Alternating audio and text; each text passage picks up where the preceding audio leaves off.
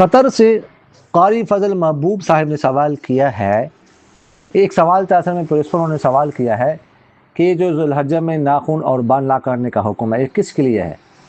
اگر ایک شخص ہے اس پر قربانی واجب ہے، قربانی وہ کر رہا ہے لیکن ذبح وہ خود نہیں کرنا چاہتا، چھوڑا جانور پر کسی اور نے پھیرنا ہے، کسی اور سے ذبح کروانا چاہتا ہے، تو اب بال ناخن نہ کاٹنے کا حکم کس کے لیے؟ جس کی قربانی ہو رہی ہے اس کے لیے ہے یا جس نے چھوڑا پھیرنا ہے اس کے لیے ہے؟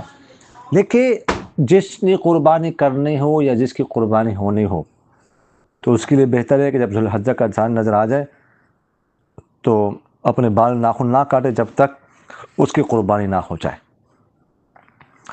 تو یہ اصل میں اس کے لیے حکم ہے۔ باقی یہ ہے کہ اگر کسی کی قربانی نہ بھی ہو رہی ہو پھر بھی اگر کوئی جو ہے نا ذو الحجہ کے مہینے میں بال اور ناخن نہیں کاٹتا، اصل میں حجاج کے مشابہت ہے کہ وہ احرام باندھتے ہیں تو اس طرح کے کام ان پر ممنوع ہوتے نہیں کر سکتے، تو انشاءاللہ اس کو بھی ثواب ملے گا۔